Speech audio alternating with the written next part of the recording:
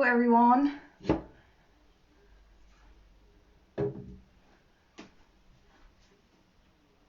My name is Mina and I'm excited to join you all on the Global Goals World Cup Facebook page. I'm going to be talking about why we should study sport and how you define sport. But I'll wait for a few more minutes so everybody can join. I planned on sharing a few pictures with you, but for some reason I can't get my computer to connect to my presentation and view me at the same time, so I decided I would use a little iPad as well to show you some pictures to go along with what I'm going to talk about today. So while I wait for a few people to join, I'll explain who I am. I'm also a Global Goals World Cup ambassador, so there's a few of us. I've participated in Global Goals myself with my team from Ireland. Currently, during the COVID-19 epidemic, or pandemic, sorry, I'm in Ireland, but before this all happened, I was in Nottingham, so I'm an academic associate at Nottingham Trent University and I teach sociology of sport. I'm also doing a part-time PhD in sociology of sport as well, so I look at all topics related to sport and its relationship to society. So that's what I'm going to be talking about today. So the question that I'm going to answer today is, what is sport? And I also want you to have a think about that. So before I go into talking about it, in the comments, try answer that question. So what is sport? What does sport mean to you? When someone asks you, imagine an alien comes down from space, lands on Earth, and they hear the word sport, but they've never seen that before. So they ask you the question, what is sport? What would your answer be? And we're going to have a look at that today in terms of defining sport, traditional definitions of sport and alternative ways of sport, and why it matters. So why is it important to define sport and its impact on society? So to introduce this topic, what I thought was a great way of bringing in understanding of sport and what sport is thinking about Nelson Mandela. So everybody knows or has heard of at least the line, sport has the power to change the world. Nelson Mandela said that at an award ceremony a good few years back. And if you don't know who Nelson Mandela is from South Africa. He faced years of oppression and overcame apartheid through the use of sport in his country. He was the president of South Africa, and he used sport during the time of the Rugby World Cup in 1995 to unite a country that was divided. So I'll just read out what he said at that award ceremony for anybody that hasn't heard of it, but it's also on YouTube if anybody's interested, or if you're more of a movie person, there's a movie called Invictus that explains how Nelson Mandela used sport to overcome oppression and apartheid in his country. What was his name? Morgan Freeman played Nelson Mandela in that movie, so I'd really highly recommend it if you haven't heard of his story before. But for those that want to have a snippet of what he said during his speech, he said, "Sport has the power to change the world. It has the power to inspire. It has the power to unite people in a way that little else does. It speaks to youth in a language they understand. Sport can create hope where once there was only despair. It is more powerful than governments in breaking down racial barriers." So we're going to look at how someone can use sport to do something like that, change a country and a political situation, overcome barriers as extreme as those that were faced by people in South Africa. So to give you a bit of context, South Africa was a country that was divided between black people and white people, and Mandela was democratically elected as the first black president, and just after a year of his release from prison. He used the emotions of sport to connect with people, and he was a really avid sports fan at the time, and he realized that sport had the power to create social change. So he decided to unite the country through sport, but in particular in South Africa he used rugby. And at the time rugby was predominantly played by white people in the country, and during the 1995 World Cup he used that to unite people. And when the country won, so the final, he met the captain, and just before they played, he shook his hand, which was that team was predominantly white at the time, so everybody in South Africa was watching basically, and they won. New Zealand, which are even to this day a really well-known team for that particular sport, a real well-known nation for rugby, and the fact that South Africa at the time overcame and won New Zealand was so significant, which ended up in a victory parade of both white people and black people at the time. So that the whole point of telling that story is to show that sport matters. So when someone asks what is sport, it's not just a game. It means so much more, and the fact that it can unite a country or a nation is a clear example of that. So again, for anybody that just joined, if you want to watch how Nelson Mandela went about that, I'd really recommend the movie called Invictus, which talks about or highlights Nelson Mandela's role in uniting the country through rugby. So the fact that sport matters means that we really need to think about the way we use it, how it came about, how it's maintained. So thinking about that, we need to think critically. So the fact that sport has power, it means also that it can be used in a good way and in a bad way, if that makes sense. So something that Jay Coakley thought about was the idea of the great sport myth. So I'm not sure if anybody's heard of that, but it's the idea that sport is inherently good and pure, and it's one of the reasons why many people say that we don't need to think about sport or study sport, because it's good and it is the way it should be. But as we've seen many examples even today and in recent past, like the England versus Bulgaria match, that racism exists in sport, homophobia exists in sport. There's many issues that have come up and been highlighted through sport. So what is the great sport myth? So that's the question I'm going to ask. The great sport myth is based on three beliefs. So first, as I said, that sport is inherently good and pure. There's two other ideas that are related to the great sport myth. Is the idea that if sport is inherently pure and good, it can be transmitted to people who play it. So if sport is good, people who play it are also good and pure. And then the third belief that is linked to the great sport myth is that sport is inevitably going to lead to individual and community development. So what's wrong with that? Why would it be problematic?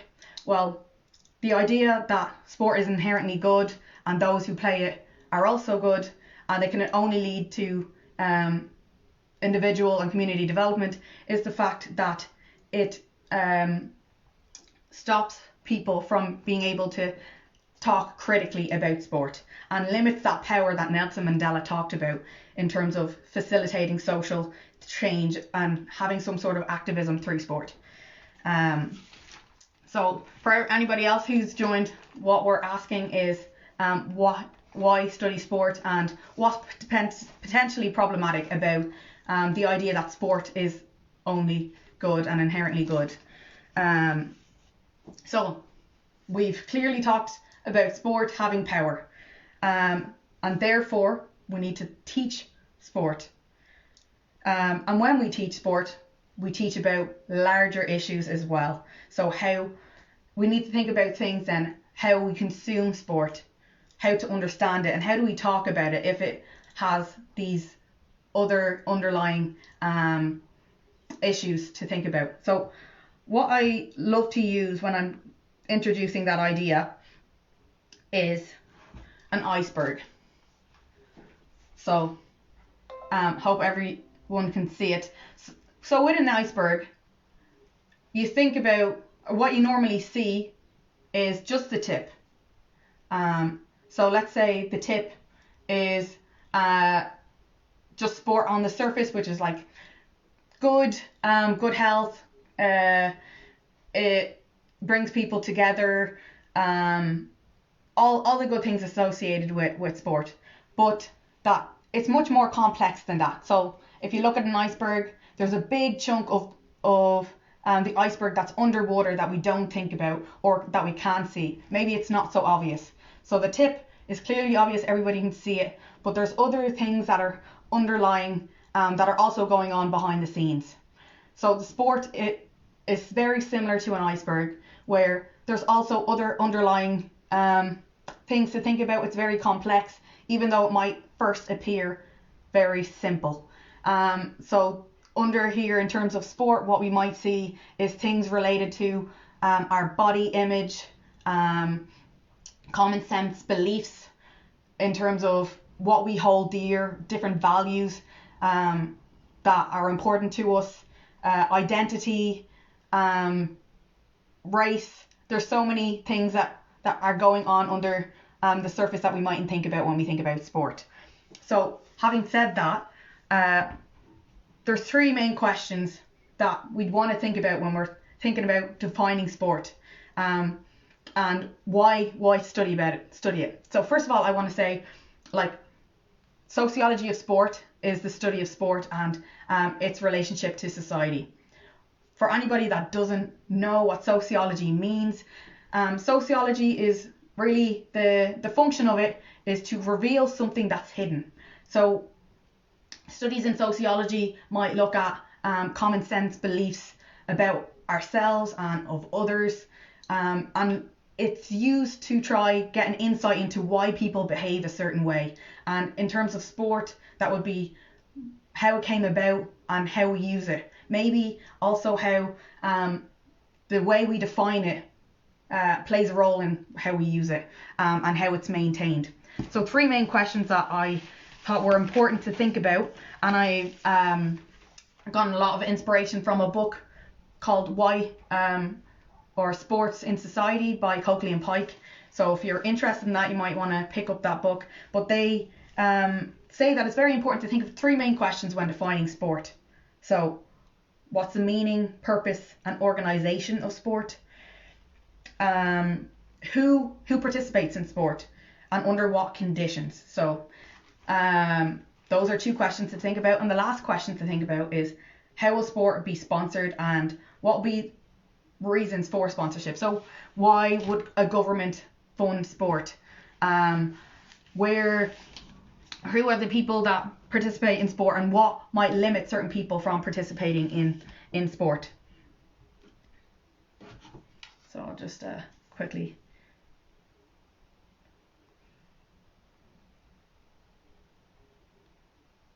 So there are loads of different ways of defining sport, but there's one traditional way that scholars have often used to define sport, and that's based on a few different principles or ideas, and I'll explain those to you. But in the meantime, if you want to write in the comments what you think of sport, so how would you define sport? What are the main aspects of sport that make it what it is? So just something to think about to help you try come to defining it are a few things. So what's considered sport? Let's think about tag rugby.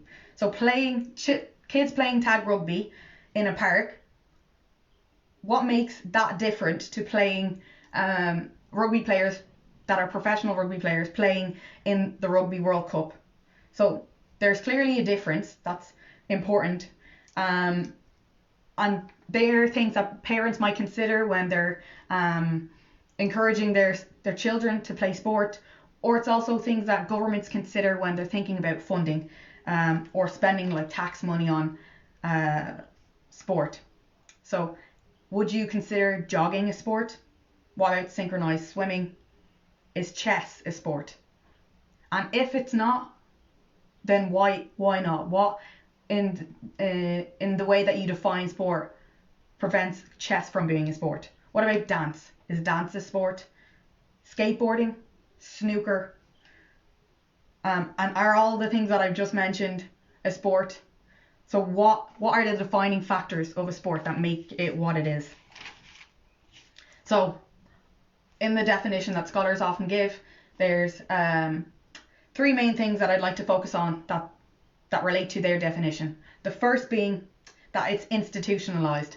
If you don't know what that word means, don't worry. I'm going to explain each of them separately and give you examples. So that sport is institutionalized, it's competitive, and it involves physical exertion. So something that involves a lot of physical movement. And lastly, that link in with these three as well is that it's motivated by internal or external rewards. So there are things to think about. So I'm just going to state those three again. This is just the traditional definition of sport. So it's institutionalized, competitive, and physical. And it's also motivated by internal or external rewards. So in relation to institutionalized, what's meant by that? So it relates to actions and arrangements that are standardized. So let's say it has to do with rules put in place or organizational structures that maintain sport regardless of where and when. So if we talk about football, the idea that it has to be played in a certain dimension, that there's refs regulating the game itself, how long it lasts, that there's governing bodies that make sure people are following the rules. And they're just some examples of how sport is institutionalized.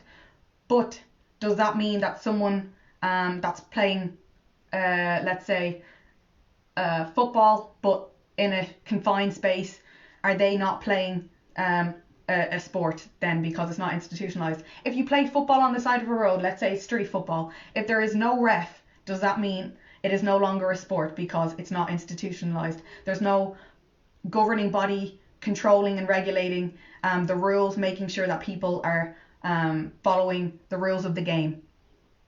So that's just something to think about. The next one that I would look at is physical. Physical sport is a really easy one to think about.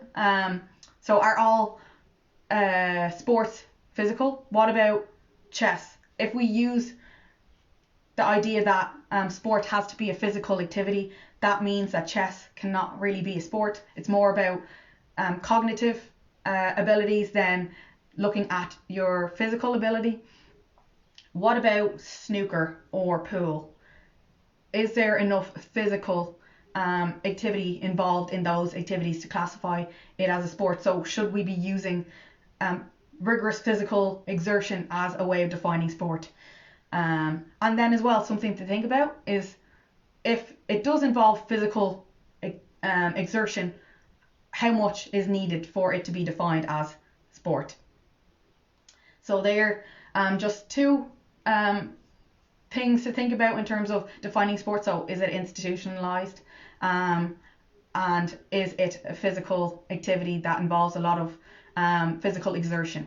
The last way that scholars often define sport is through competitive activities. So saying that sport has to be competitive. So if we're defining sport as something competitive,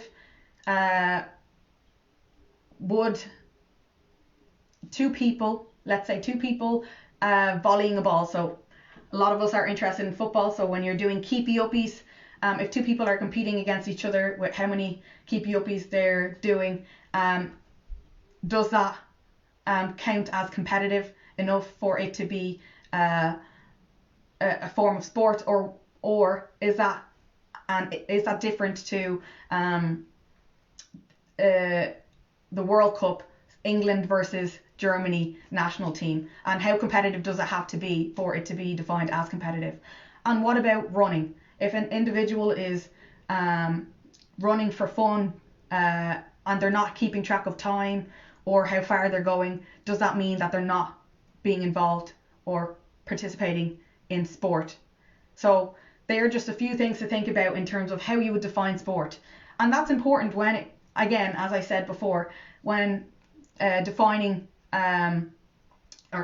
sport is important to think about, because governments look at different things and the definition of sport when they're thinking about funding it. So perhaps funding mightn't go towards something like synchronized swimming or gymnastics if it's not considered a sport based off the definitions that people define it as.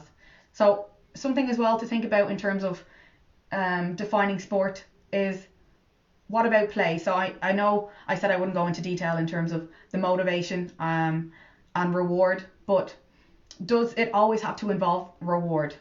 Play is usually defined as a form of expressive movement without a purpose, so just for the sake of doing it. And is play different to sport? So they're just some things to think about.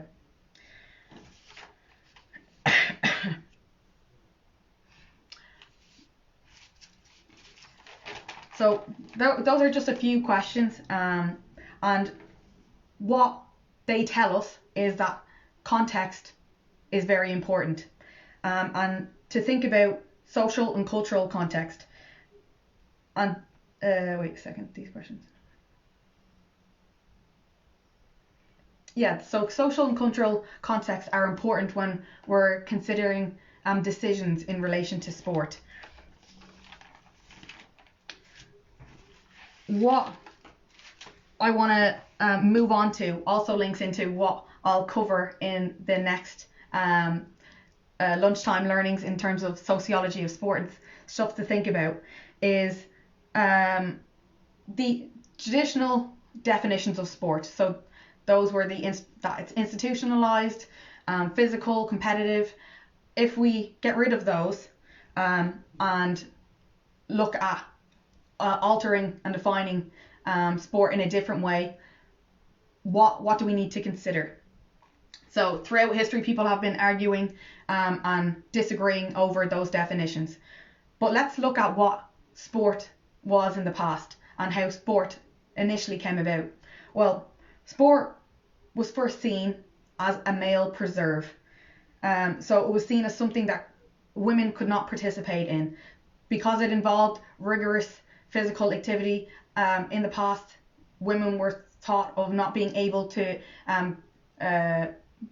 get involved in physical activity that was extremely rigorous because it was damaging to the body. And if we look at the history of the Olympic Committee, the Olympic Games, women were initially not allowed to participate in the Olympic Games. And let's, in our next session, when we're looking at gender and ideas related to gender and how that impacts the way we see our bodies, but also the way we participate in sport and the way sport came about, and ideas about gender molded and shaped what sport is today. So that's what we'll go into more detail on in the next session. Before I leave you, what I want you to think about is if someone asked you to draw yourself in the gym. So I'm going to be talking about gender in terms of sport, but also fitness. So if you had to imagine yourself in the gym, what would that look like? So for the next session, if you can get it, just a scrap of paper and draw you in the gym. So if you don't go to the gym and you can't imagine that, if you were exercising yourself, what would that look like? Just draw that, hold on to it for the next session, and we'll introduce ideas about gendered spaces, gendered activities, particular participation habits that are formed because of gender. So overall, that's just an introduction to the idea of sport, why we should study sport, and what sport is, and why it's important to think about. For the next session, I'll delve a bit deeper into ideas that exist related to gender, and then the following week will be related to racism. So ideas about race within sport. So this session was focused on quality education, and the next few sessions will also introduce other global goals and thinking critically about sport. So I hope you have enjoyed that. My name is Amina, and these sessions are called lunchtime learnings. They usually happen at 12 p.m. If you're watching it live, if you're watching it recorded, you can watch it at any point. But thank you so much for joining in and watching this with me, and I'm really looking forward to doing the next session next Thursday at 12 p.m. on the Global Goals Facebook page. Thank yous. Bye.